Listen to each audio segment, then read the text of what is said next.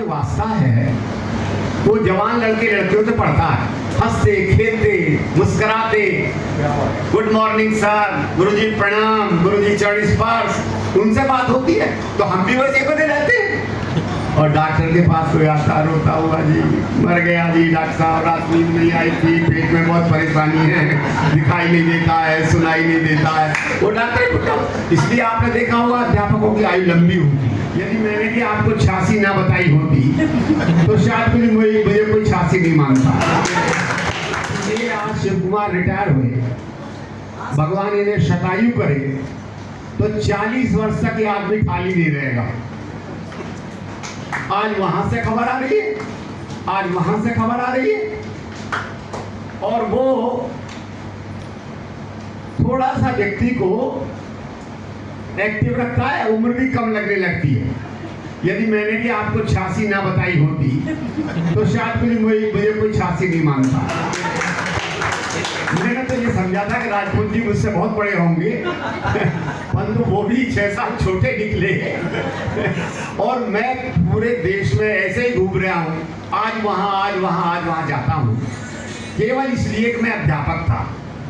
अध्यापक का जो वास्ता है वो जवान लड़के लड़कियों से पढ़ता है, हंसते खेलते मुस्कुराते, गुड मॉर्निंग सर, गुरुजी प्रणाम, गुरुजी चरण स्पर्श, उनसे बात होती है।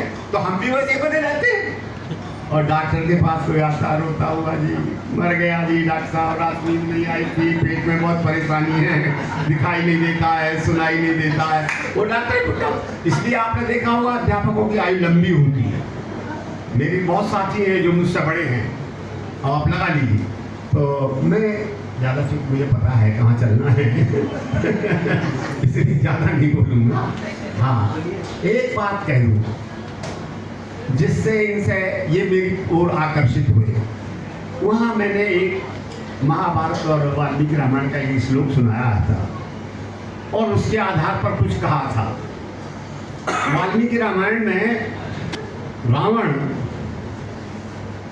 अब जब सीता अपहरण के लिए जाता है तो मारीच से सहायता मांगता है कि तू मेरी सहायता कर, मैं ये काम करना चाहता हूँ। मारीच राम की शक्ति से परिचित है, इसलिए वो मना करता है, सब जाता है कि राम से पंगा लेना ठीक नहीं है। वहां जो वो श्लोक कहता है वही श्लोक महाभारत में भी है। जब संजय दूत कर्म करके लौट आया है पांडवों के पास से, तो वहां से भगवान श्री कृष्ण, युधिष्ठिर, भीम और अर्जुन ने कुछ संदेश दिए थे और वो संदेश वहां का काम है कि उस संदेश को वर्बैटिम सुना दे, गाली भी दिए तो बता दे। वो उसने सुना दिया अगर धृतराष्ट्र को। अब धृतराष्ट्र बहुत परेशान थे। जब बहुत परेशान हुए तो वो बात ये हो गई कि सुबह ये राज्यसभा में सब बात बता दी जाएंगी, भाई ये संदेश मिला है पांडवों से। तो उन्होंने विदुर को बुलाया और विदुर से कहा कि जब से संजय आया है तब से मैं बहुत परेशान हूँ और कल वो सभा में सब सुनाएगा, ऐसे में मैं क्या करूँ। तो विदुर भी वही श्लोक बोलते हैं। अब वो श्लोक देख लीजिए वाल्मीकि का। सुलभा पुरुषा राजन सततम प्रियवादिने। हे राजन, ऐसे लोग मिलने बहुत सरल हैं जो सदा मीठा बोलते हो। सुलभा पुरुषा राजन सततम प्रियवादिने अप्रियस्य तु पथस्य परंतु हितकारी। कड़वी और हितकारी, अप्रिय माने कड़वी और पथ्य माने हितकारी। अप्रियस्य तु पथस्य वक्ता श्रोता च दुर्लभ है। बोलने वाले भी कम है और सुनने वाले भी कम है। मैं क्यों कहूँ भाई कि शिव कुमार में ये कमी है और शिव कुमार क्यों सुने मेरी इस बात को, ना कोई कहना नहीं चाहता। मैंने इस श्लोक को अपना ध्येय वाक्य बना लिया और इसलिए कुछ खरी कह देता हूँ। उस सभा में मैंने, अब यहाँ दुरांग नहीं, उस सभा में कुछ खरी कही और एक ये और एक राजीव पांडे प्रिंसिपल है एक विद्यालय के, ये दोनों मेरे भक्त बन गए और दोनों का मैं पिताजी और बन गया।